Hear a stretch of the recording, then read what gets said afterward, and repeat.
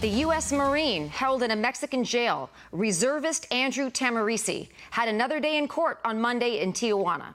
He has been behind bars in Mexico for 4 months. This after he crossed the border by mistake with firearms in his truck.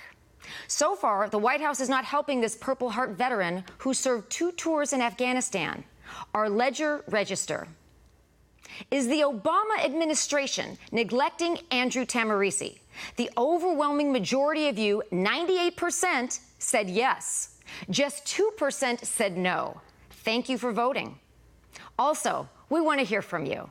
Please send us your comments to ledger@oann.com. We'd love the feedback. Also, follow the Daily Ledger on Facebook and on Twitter. Some final thoughts now. We spend a lot of time talking about immigration and the social and political issues that are raised in connection with the conflict at our borders. One of the most heartbreaking realities of the current border crisis is human trafficking. Even the words evoke a visceral response. Whether for labor or sex, human trafficking calls to mind visual imagery that is every bit as despicable as the crime itself.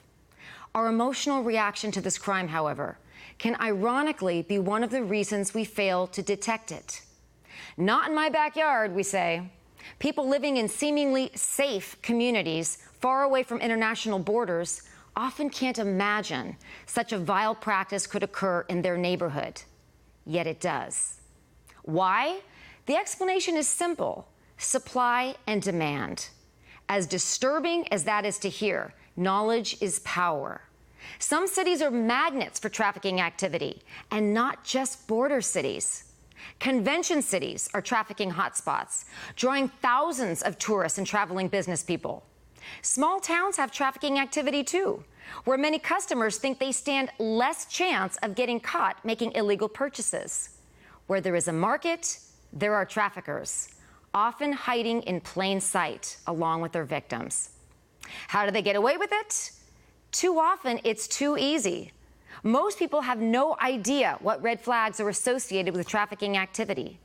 People who have only seen trafficking depicted through documentaries or media portrayals expect to see signs of physical abuse, emotional trauma, or other signs of obvious mistreatment. This causes many people to look right past victims who do not exhibit outward signs of inner distress. In other words, we're looking for visible chains like we see on TV, when more commonly, human trafficking victims are restrained by invisible chains, which are often much stronger. Victims are controlled through psychological and emotional coercion, powerful tools that don't leave any visible marks. This is why they fly under the radar. And as a result, despite its prevalence, human trafficking is one of the most underreported crimes in the world. So, what can we do? We can start by acknowledging that, as disturbing as it is, human trafficking does in fact occur right in our backyard, sometimes in our front yard, depending on where we live. Accepting this fact should motivate us to enhance our perception and pay more attention to the people around us, in the hopes that we can more accurately identify red flags displayed by both traffickers and victims. In short, whenever we talk about immigration, we should also talk about human trafficking. We share the vision of a world without inhumane exploitation, and for the tools necessary to bring offenders to justice. By working together as a global community of local eyes and ears, we can mobilize our resources. Let's make it a point to become educated on how to do that.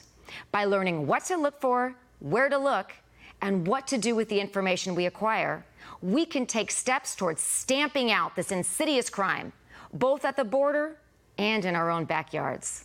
Let's keep up the good fight. This edition of the Daily Ledger is now on its way to the archives of the Library of Congress. Thank you for watching. I'm Wendy Patrick.